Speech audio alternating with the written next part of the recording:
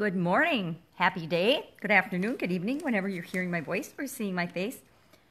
Sharon Horne-Ellstrom here, but you can call me, of course, Pajama Grandma. In case we haven't met yet, go ahead and put hashtag pajama in the comments below. That way I know it is the first time you're being exposed to the Pajama Grandma, and I can say hello. Today is day 205 of the Daily Scare Share.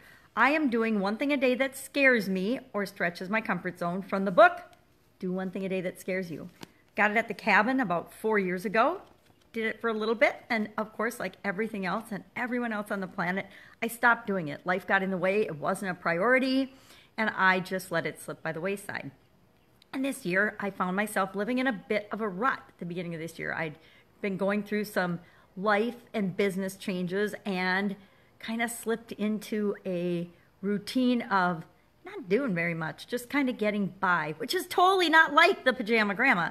So my daughter noticed this and said, cool book, Mom. And that was kind of her code way of saying, you know, Mom, maybe you need to stretch your comfort zone and be doing something different. Thus, the Pajama Grandma appearing in her hot rollers. Now, my sisters would say, do people still have hot rollers? And I will say, yes, some of us still do, because I still think it's the quickest, easiest, fastest way to curl my hair and let it maybe stay curly 5 minutes, so when I'm doing my mastermind Zoom call this morning, I don't look like Phyllis Diller.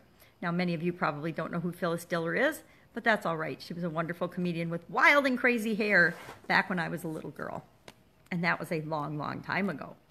Today, day 205, is, of course, one of my favorite days, a sayings day. And when I get my handy-dandy magnifying glass, I can actually read it. It says, when I see 3 oranges, I juggle. When I see 2 towers, I walk. And this was said by Philippe Petit, I believe, and it was on why he wanted to cross between the Twin Towers on a tightrope. Now, I'm going to admit here, I don't know if he actually ever did that or not, but I hope that he did, because as we know, the Twin Towers no longer exist. I think it's one of those days that goes down in history that we all actually remember where we were when it happened, because it's such a tragic event. I don't want to talk about that. That's kind of a Debbie Downer thing today, right? Although, let's be honest, bad crap happens in the world and we just need to deal with it. So our challenge today says, today I dared to blank, blank, blank, and we get to fill in what we're going to do today. Today, I'm going to dare to do my webinar live on my Facebook page again. Today is about day 5 or day 6 in a row because I still suck at it. So I have to keep practicing. I'm kind of afraid. I mean, we all have this fear that our viewers will get sick of it, but I've got 5,000 people on my Facebook friends page. It's not for hardly any of them, if any of them.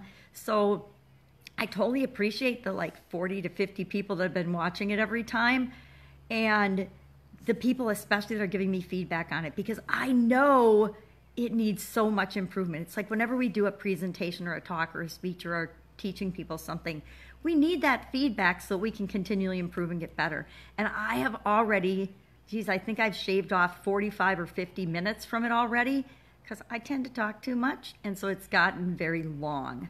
And now it's getting shorter and shorter as I'm stopping to my rambling on every slide, because I have stories for every slide. Happens when you get older, you got lots of stories, and I have to get feedback and then rethink, is this even pertinent to the story? Does anybody need to know this? Does it add value to the message that I'm trying to portray?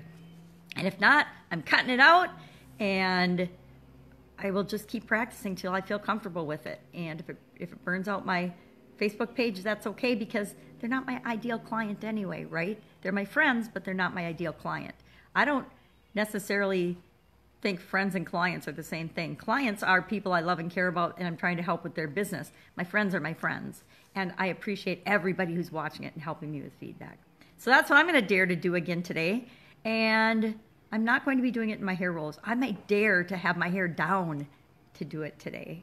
So what can you do today that's daring? What do you do when you see something?